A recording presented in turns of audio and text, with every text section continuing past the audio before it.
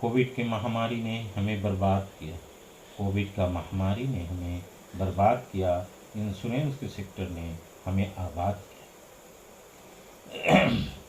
Covid की महामारी से जाने इंश्योरेंस का एक बहुत ही ज़्यादा वैल्यूबल महत्व।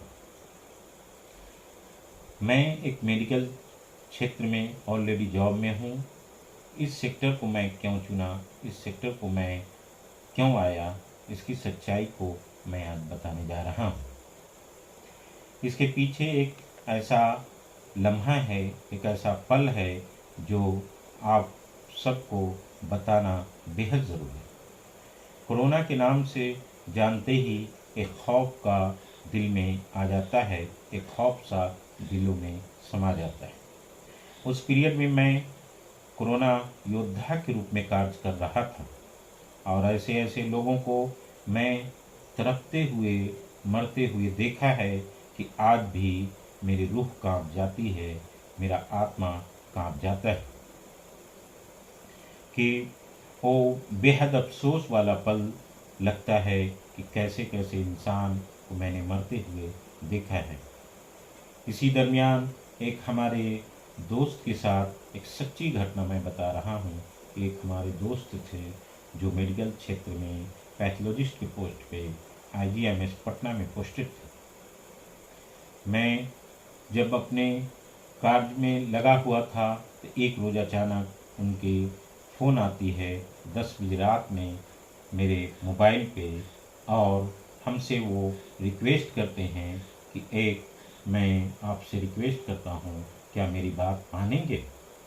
मैं बहुत विचलित हो गया, मैं बहुत परेशान हो गया और परेशानी के बाद भी मैंने उनसे कहा कि इजाज़त हो, फरमाइए क्या हमसे रिक्वेस्ट है। उन्होंने हमसे ये रिक्वेस्ट किया कि मैं IGMS से हट जाना चाहता हूँ क्योंकि यहाँ पेशेंट का बहुत ज़्यादा लोड है, कोविड पेशेंट बहुत ज़्यादा है, क्योंकि मैं ऑलरेडी ब्लड शुगर पेशेंट हूँ।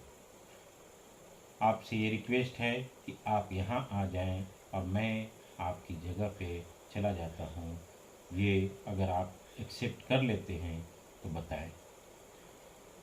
हमसे और उनसे इतनी गहरी दोस्ती थी कि मैं एक पल भी नहीं सोचा और उनको हाँ में जवाब दे दिया कि आप जैसा बेहतर समझें, अगर आपको इससे खुशी मिलती है तो आप प्रोसेस करें, मैं वहाँ चला जाऊँगा, आप यहाँ आ जाएं। उसके बाद उन्होंने प्रोसेस में लग गए और प्रोसेस करने लगे।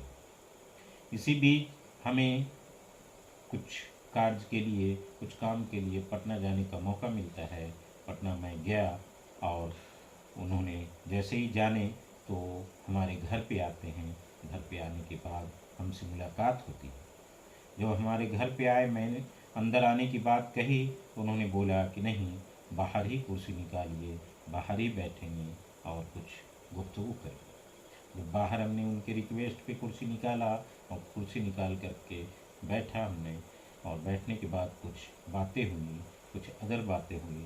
बात होने के दरमियान ही उन्होंने ये कहा कि आप तैयार रहिएगा, 1 सप्ताह में पेपर निकल जाएगा, 1 सप्ताह में लेटर साइन हो जाएगा, उसके बाद आप यहाँ आने की तैयारी कर लेंगे।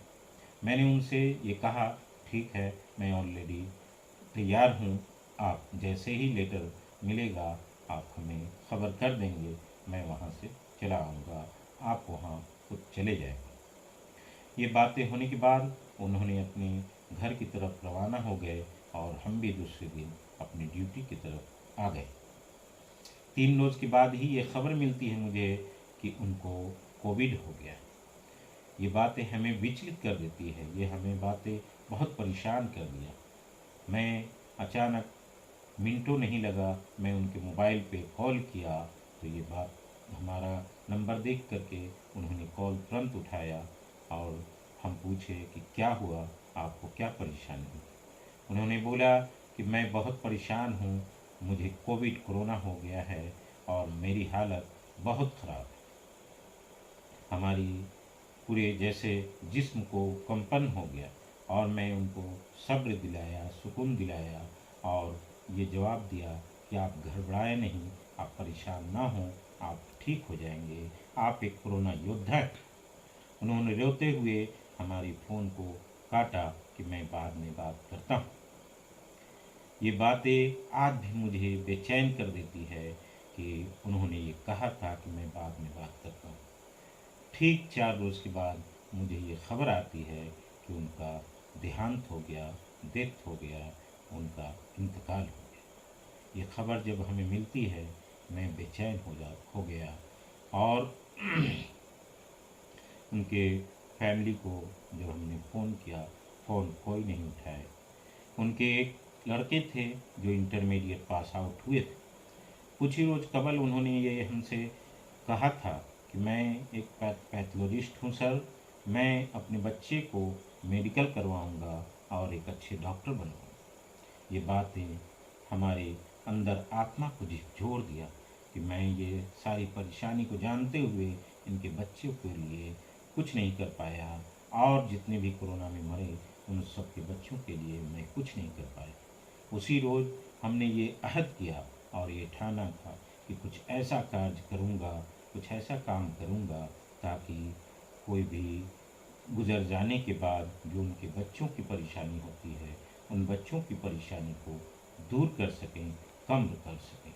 उनकी कमी को तो मैं पूरा नहीं कर सकता हूँ, लेकिन उनके आर्थिक स्थिति को जो बर्बाद हो जाते हैं, जो परेशान हो जाते हैं, उनकी परेशानी को कुछ